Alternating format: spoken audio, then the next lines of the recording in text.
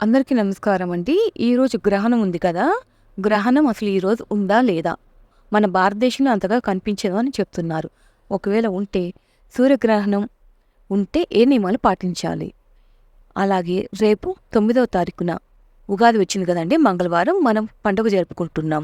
ఈరోజు అమావాస్య వచ్చింది. అమావాస్య రోజు ఇల్లు వాకిలి శుభ్రం చేసుకోవచ్చా? దేవుడి పూజా గది శుభ్రం చేసుకోవచ్చా? ఇక ఉగాది పండుగ రోజు ఏ వస్త్రాలను ధరించాలి? ఉగాది పండుగ రోజు ఏ దేవుని ప్రత్యేకంగా మనం ఆరాధించాలి? అలాగే ఉగాది రోజు ఉపవాసం ఉండాలా? ఉండకూడదా? ఇలాంటి నియమాలు ఉంటాయా?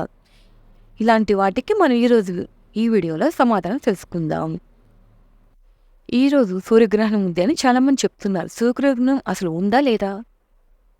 గ్రహణం ఉంటే మనకు భారతదేశంలో గ్రహణం లేదండి. బయట దేశాల్లో కొన్ని చోట్ల సూర్యగ్రహణం ఉంది. కానీ మనకు మాత్రం ఎటువంటి గ్రహణం కూడా లేదు. ఎవరూ భయపడాల్సిన అవసరం లేదు. కొంతమంది యూట్యూబ్లో వచ్చే వాటి గురించి రేపు సూర్యగ్రహణం, కొడుకులు ఉన్నవారు ఇలా చేయాలి, అలా చేయాలి అనేసి రేపు చంద్రగ్రహణం వెంటనే పరిహారం చేసుకోండి అని చాలామంది చెప్తున్నారు. అలాంటివి ఏమీ ఉండవండి. గ్రహణము మనకు లేదు. ఎవరు కూడా భయపడాల్సిన అవసరం లేదు. ఇంకొకటి, ఈరోజు అమావాస్య కదండి! ఉగాది పండుగ ఉంది రేపు మనకి. ఇల్లు వాకిలి శుభ్రం చేసుకోవచ్చా? ఈరోజు అమావాస్య కాబట్టి మనం శుభ్రం చేసుకోవచ్చా? లేదా? అని చాలామందికి అనుమానం ఉంటుంది. నిరభ్యంతరంగా ఇల్లు వాకిలి శుభ్రం చేసుకోవచ్చండి. పూజ గది కూడా శుభ్రం చేసుకోవచ్చు. అంటే పూజ గది కూడా శుభ్రం చేసుకోవచ్చు. కానీ ముందుగా ఇల్లు వాకిలి చక్కగా శుభ్రం చేసుకున్న తర్వాతే పూజ్యమైన ఉంటే చక్కగా ఏదైనా బూజులాంటివి ఉంటాయి కదండి, అవి దులుపుకోండి. ఈరోజు ముఖ్యంగా తడి బట్టలు పెట్టుకుని తుడవండి. ఎందుకంటే కొత్త సంవత్సరంలోకి మనం కాలు పెడుతున్నాం కాబట్టి ఇది క్రోధినామ సంవత్సరం అండి. ఈ సంవత్సరంని ఈ పాత సంవత్సరం వెళ్ళిపోయి న్యూ ఇయర్ లాగా వస్తుంది కదా మనకి. శ్రీనాథ సంవత్సరంలోకి, క్రోధినామ సంవత్సరంలోకి మనం అడుగుపెట్టబోతున్నాం. కొత్త సంవత్సరం, కొత్త జీవితం కొత్తగా ప్రారంభించాలి. కాబట్టి పూర్వకాలంలో కూడా ఉగాది పండుగ కంటే ముందు రోజే చక్కగా ఇంటికి సున్నం అలాంటివి వేసేసుకుని కడపను చక్కగా కడుక్కొని పసుపు కుంకుమ పెట్టి ఇంటి ముందర మంచిగా అలికి, అప్పట్లో అలికేవారండి. ఇప్పుడు చాలా రేర్గా ఉన్నాయండి అలాంటివి. చక్కగా పచ్చని తోరణాలు కట్టుకొని ఉగాది పచ్చడి చేసుకొని తిని పంచాంగ శ్రవణం చేసి భక్తిగా భగవంతుడి యొక్క స్తోత్రాలు చదువుకునేవాళ్ళండి అప్పట్లో, పూర్వకాలంలో. కాబట్టి ఇప్పుడు కూడా మనం ఇల్లు వాకిలి శుభ్రం చేసుకొని ఆ తర్వాత చక్కగా స్నానం చేసి పూజా మందిరం శుభ్రం చేసుకోవాలి. ఒకటి బాగా గుర్తుపెట్టుకోండి, మీరు ఎప్పుడు దేవుడు పూజ గది శుభ్రం చేయాలన్నా ముందుగా స్నానం చేయాలండి. స్త్రీలైనా పురుషులైనా కానీ ఎవరైనా సరే. ఎందుకంటే మనం బయట అంతా చెప్పు కాళ్ళతో తిరిగి వచ్చుంటాం కదా. అదేవిధంగా రాత్రి నిద్రపోయి లేచిన తక్షణమే మనం ఇల్లు వాకిలి చెత్త అంతా శుభ్రం చేస్తాం కదా. కానీ పూజా మందిరంలోకి అలాగే వెళ్ళి శుభ్రం చేయడం మంచిది కాదు. ఎందుకంటే అక్కడ భగవంతుడు ఉంటాడు కాబట్టి.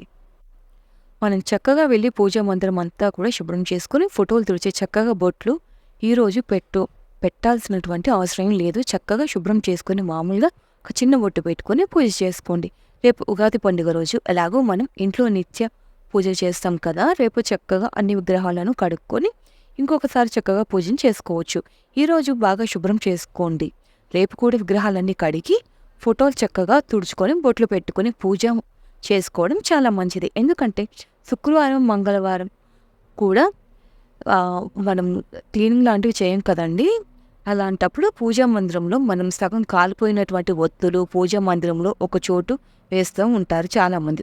అటువంటి చోటు లక్ష్మీదేవి అసలు నివాసం ఉండదండి. లక్ష్మీదేవే కాదు, అసలు ఏ దేవతామూర్తులు కూడా అటువంటి స్థలంలో నివాసం ఉండరు. కాబట్టి నిరభ్యంతరంగా పూజా మందిరాన్ని చక్కగా ఈరోజు శుభ్రం చేసుకోవచ్చు. ముఖ్యంగా ఈరోజు సోమవతి అమావాస్య. సోమవతి అమావాస్య అంటే అమావాస్య సోమవారం వస్తే దాన్ని సోమవతి అమావాస్య అని పిలుస్తారు. పరమేశ్వరుడికి చాలా ఇష్టమైనటువంటి అమావాస్య సోమవతి అమావాస్య. ఈరోజే ఒక శివలింగానికి 3 ప్రదక్షిణలు చేసి మనం కాశీరాజు కూతురిని జన్మించింది అని కూడా మనకు పురాణాల్లో చెప్పి ఉన్నారు. అంతేకాదు 2 కాకులు శివాలయం గాలి గోపురం చుట్టూ 3 ప్రదక్షిణ చేసే ప్రమతి గణాల్లో స్థానాన్ని పొందింది అని కూడా మన పురాణాల్లో ఉంది. కాబట్టి వీలైనటువంటి వాళ్ళు ఈరోజు సాయంకాలం శివారాధన చేయండి. దగ్గరలో శివాలయం ఉంటే వెళ్ళి శివాలయంలో 2 దీపాలు వెలిగించి స్వామివారికి 3 ప్రదక్షిణలు చేసి వచ్చినట్లయితే ఈ సోమవతి అమావాస్య రోజు 30,000 ప్రదక్షిణ చేసినటువంటి ఫలితం వాళ్ళకి దక్కుతుంది. పరమేశ్వరుడు చెప్పి ఉన్నాడు ఇదే మాటని. ఎందుకంటే ఈరోజు ఆయన పరమేశ్వరుడికి చాలా ఇష్టమైన రోజు. కాబట్టి ఈరోజు సాయంకాలం కుదరని వాళ్ళు శివారాధన చేసి శివుడికి సంబంధించినటువంటి స్తోత్రాలు, మంత్రాలు పారాయణం చేసుకోవడం చాలా మంచిది. అలాగే పంచాక్షరి మంత్రమైన ఓం నమః శివాయ మంత్రాన్ని ఈరోజు జపిస్తూ ఉంటే చాలా మంచిది. ఇక రేపు అంటే ఉగాది పండుగ కదండి. రేపు స్నానం చేసుకున్న తర్వాత ఉదయాన్నే లెగవాలని శుచిగా తలభ్యంగన స్నానం అంటే నూనె తలకు పట్టించి మంచిగా అభ్యంగన స్నానం చేస్తే చాలా మంచిదండి. చేసుకున్న తర్వాత ఏ రంగు వస్త్రాలు ధరిస్తే మంచిది, ఎలాంటి వస్త్రాలు, ఏ రంగు శివుడికి అన్ని దేవతలకు ఇష్టమో, ఎలాంటి దుస్తులు ధరిస్తే సకల శుభాలు కలుగుతాయి అనేది కూడా మనం తెలుసుకుందామండి. నల్లని వస్త్రాలు మాత్రం అసలు ధరించకూడదు అని చాలామంది చెప్తూనే ఉంటారు. మన పురాణాల్లో కూడా ఉందండి. ఉగాది పండుగ అంటే క్రోధి నామ సంవత్సరం ఉగాది పండుగ మంగళవారం రోజున వచ్చిందండి. ఈసారి మంగళవారానికి అధిపతి ఎవరు అంటే అంగారకుడు.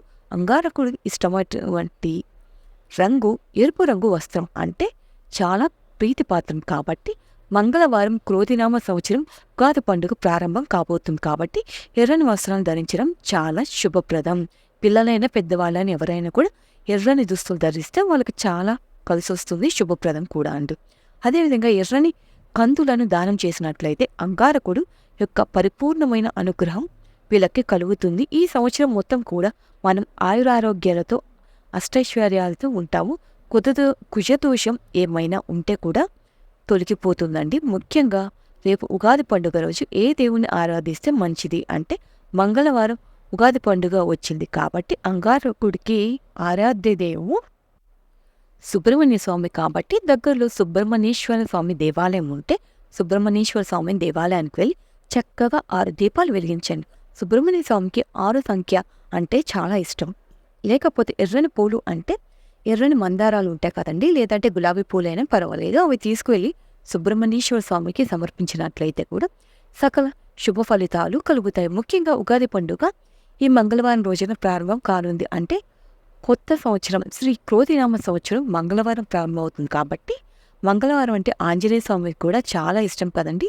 ఆంజనేయ స్వామి జన్మించింది కూడా ఈ మంగళవారం రోజు. కాబట్టి మీకు దగ్గరలో ఉన్న సుబ్రహ్మణ్యేశ్వర దేవాలయం లేకపోతే ఆంజనేయ స్వామి దేవాలయమైనా పర్వాలేదండి, వెళ్ళి చక్కగా ఆంజనేయ స్వామికి ఎర్రని మందారాలతో లేదంటే ఎర్రని ఏ పుష్పాలైనా పర్వాలేదు సమర్పించి మనం పూజ జరిపించుకొని 5 అరటి పండ్లను సమర్పించి ఆంజనేయ స్వామికి ప్రదక్షిణ చేసుకొని నమస్కారం చేసుకున్నట్లయితే సకల దేవతల అనుగ్రహం మనకు కలుగుతుంది. ఆంజనేయ స్వామి సకల దేవత స్వరూపుడు. ఆంజనేయుడు చాలా శక్తివంతుడు కూడా.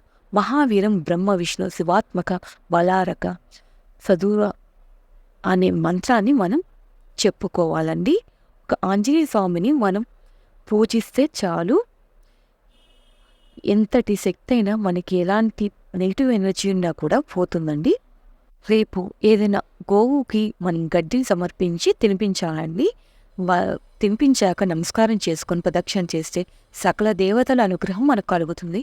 ఉగాది పండుగ రోజు ఈ ఉగాది పండుగ రోజు గోమాతను పూజించిన, గోమాతకు ప్రదక్షిణ చేసిన, గోవుగ్రహాన్ని సమర్పించిన అంటే గడ్డిని తినిపించిన సకల దేవతల అనుగ్రహం కలుగుతుంది మనకు.